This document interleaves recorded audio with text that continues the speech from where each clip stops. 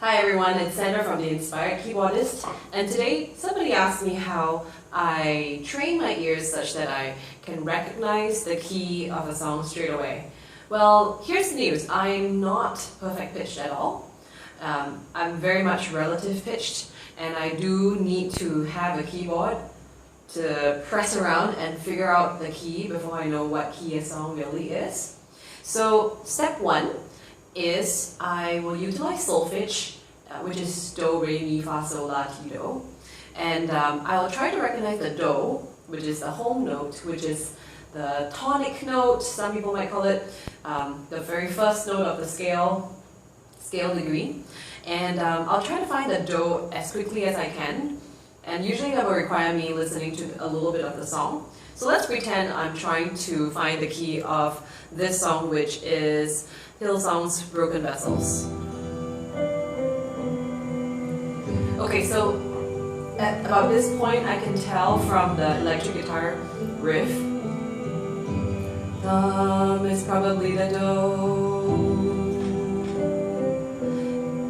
And it would be really good if you can also figure out the solfege of all the other parts of the song. Like you can hear the electric guitar's riff that goes do, so, fa, mi, do, re, mi, re, do, do. And so therefore I have my do. I know it sounds like do. Here's my keyboard. I'm gonna start figuring out where do is. So I really don't know where it is. I'm gonna just sing do and match it against the key that I play. Do doesn't match. Do, do, do, do, do, do, do. Found it. It's G, and that's how I know that the key of Broken Vessels is in G major. It's not the most glamorous way, and a lot of times I've had to press very lightly in the middle of a spontaneous song during a real worship set, but it's helped me. Now, then the next question to this is, how do I listen and then play the song spontaneously, right? So firstly, I should know the song, and it's Broken Vessels, and I know the song goes do, so, fa, mi, do, re, mi, re. That's the riff. And then for the rest of the song, we know it goes mi, do, re, mi, re, do, do. So first you learn out the song and try to do it in solfege. Ti, la, so, mi, mi, sol, la, la, ti, la, so, mi. So let's pretend I've already spent time to learn out the song. And I know it is mi, sol, la, la, ti, la, so, mi, mi, do, mi, sol, la, la, ti, la, so, mi.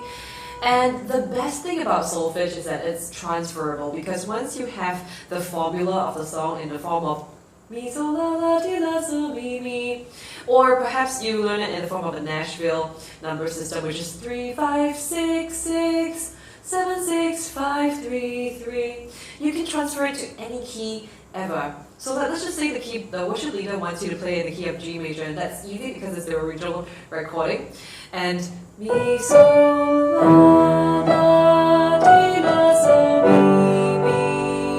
So that's in G major. But say the worship leader decides, oh, that key is a bit too high. Can you please go down one key to F? Immediately I think what's mi, sol, la, la, ti, la, so, mi, mi in F major. And in this case, F being here, the mi would be A. Mi, sol, la, la, ti, la, so, mi, mi. And so immediately I can go straight into F major. And go on with the rest of the song. The best thing that can happen in this case will be that you know all 12 keys very familiar. And I know it's crazy because there are some keys that are like F sharp major and B flat minor. That's extremely difficult. But it would be fantastic if you could learn it up, and in the very rare occasion that your worship leader needs you to play in the key of D flat major for some reason, at least you could be mildly prepared. So, I mean, let's have a go. Oh my goodness, how do we go? Can you see that I'm trying to play less because I'm really unfamiliar? And the rest of the song goes on. So I really hope you found this video helpful about how I personally discovered the key of a song, whether I've heard it or not. Not perfect pitched, and I think you can do it too. So give it a try and let me know if it works. If this video helped you, give it a thumbs up, subscribe to the channel, and sign up for my email newsletter. Thank you!